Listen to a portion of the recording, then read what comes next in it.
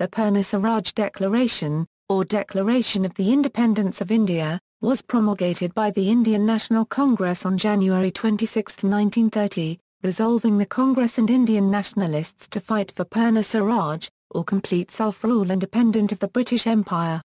The flag of India had been hoisted by Congress President Jawaharlal Nehru on December 31, 1929, in Lahore, modern-day Pakistan, where currently the Minar-e-Pakistan stands, having also been the exact spot where the Pakistan Declaration was later announced. The Congress asked the people of India to observe January 26 as Independence Day. The flag of India was hoisted publicly across India by Congress volunteers, nationalists and the public. Background: before 1930, few Indian political parties had openly embraced the goal of political independence from the United Kingdom. The All India Home Rule League had been advocating Home Rule for India, Dominion status within the British Empire, as granted to Australia, Canada, the Irish Free State, Newfoundland, New Zealand, and South Africa. The All India Muslim League favoured Dominion status as well, and opposed calls for outright Indian independence. The Indian Liberal Party, by far the most pro-British party, explicitly opposed India's independence and even Dominion status if it weakened India's links with the British Empire. The Indian National Congress, the largest Indian political party of the time, was at the head of the national debate. Congress leader and famous poet Hazrat Muani was the first activist to demand complete independence from the British in 1921 from an All India Congress forum. Veteran Congress leaders such as Bal Gangadhar Tilak, Aurobindo and Bipin Chandra Pal had also advocated explicit Indian independence from the empire. Following the 1919 Amritsar massacre, there was considerable public outrage against British rule. Europeans were targets and victims of violence across India. In 1920, Gandhi and the Congress committed themselves to Swaraj, described as political and spiritual independence. At the time, Gandhi described this as the basic demand of all Indians. He specifically said that the question of whether India would remain within the empire or leave it completely would be answered by the behaviour and response of the British. Between 1920 and 1922, Mahatma Gandhi led the non-cooperation movement, nationwide civil disobedience to oppose the Rowlatt Acts and the exclusion of Indians from the government, and the denial of political and civil freedoms. Simon Commission and the Nehru Report. In 1928, the British government further outraged people across India by appointing an all-European Simon Commission to deliberate on constitutional and political reforms for India. No Indians were included in the commission, nor were any Indian political parties consulted or asked to involve themselves in the process. Upon arrival in India, Chairman Sir John Simon and other commission members were met with angry public demonstrations, which followed them everywhere. The death of a prominent Indian leader, Lala Lajpat Rai, from severe beatings by British police officials further outraged the Indian public. The Congress appointed an All-Indian Commission to propose constitutional reforms for India. Members of other Indian political parties joined the commission led by Congress President Motilal Nehru. The Nehru Report demanded that India be granted self-government under the Dominion status within the empire. While most other Indian political parties supported the Nehru Commission's work, it was opposed by the Indian Liberal Party and the All India Muslim League. The British ignored the commission, its report and refused to introduce political reform. Dominion or Republic? But the Nehru Report was also controversial within the Congress.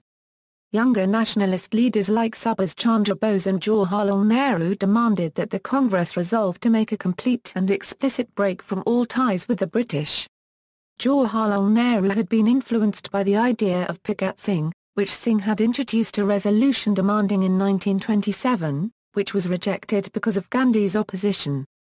Now Bose and Nehru opposed Dominion status, which would retain the monarch of the United Kingdom as the constitutional head of state of India, and preserve political powers for the British Parliament in Indian constitutional affairs.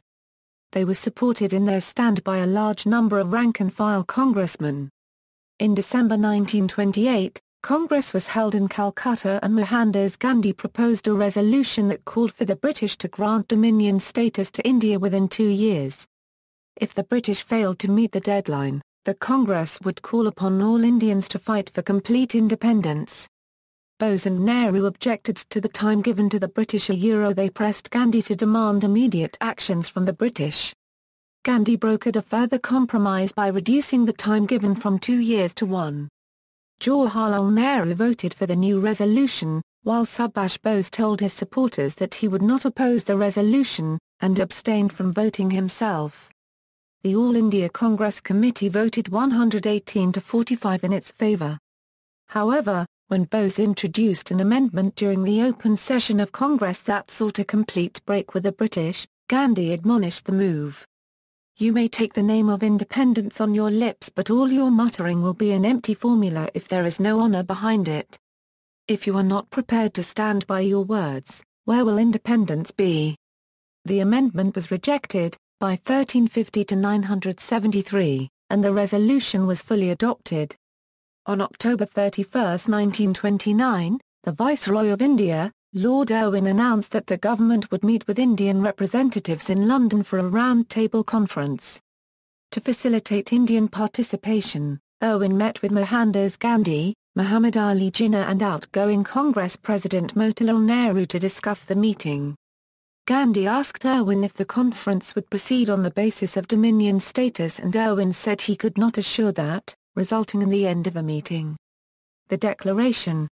As a result of the denial of reforms and political rights, and the persistent ignorance of Indian political parties, the Indian National Congress grew increasingly cohesive, unified in the desire to oust the British from India completely. A very large number of Congress volunteers and delegates, members of other political parties and an especially large public gathering attended the session convened in Lahore. Despite the bitterly cold weather, Patabi Saitrameya records that the heat of passion and excitement, the resentment at the failure of negotiation, the flushing of faces on hearing the war drums it was all in marked contrast to the weather. Jawaharlal Nehru was elected president, and veteran leaders like Chakravarti Rajagopalachari and Sardar Vallabhbhai Patel returned to the Congress Working Committee. They approved a Declaration of Independence, which stated, "The British government in India has not only deprived the Indian people of their freedom but has based itself on the exploitation of the masses, and has ruined India economically, politically, culturally and spiritually. Therefore, India must sever the British connection and attain Purna Swaraj or complete independence."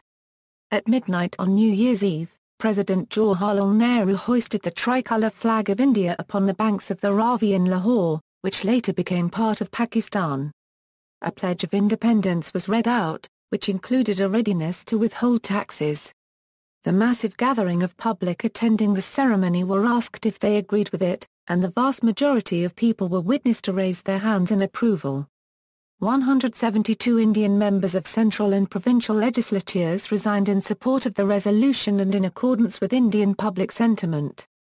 The Declaration of Independence was officially promulgated on January 26, 1930. Gandhi and other Indian leaders would immediately begin the planning of a massive national revolt that would encourage the common people to participate and also help involve revolutionaries into a struggle committed to non-violence. The Salt Satyagraha was initiated by Mohandas Gandhi and the Congress as the first struggle for complete independence. Authorship: there is some dispute as to who drafted the text of the Declaration. Gandhi directly claimed authorship in 1940, while other sources either cite Nehru as a major editor or attribute it to Nehru outright.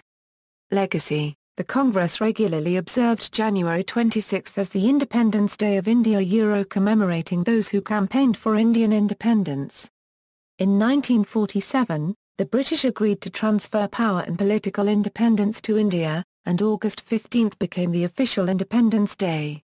However, the new Constitution of India, as drafted and approved by the Constituent Assembly of India, was mandated to take effect on January 26, 1950, to commemorate the 1930 Declaration. On that day in 1950, India became a republic. Further reading: full text of the Declaration. References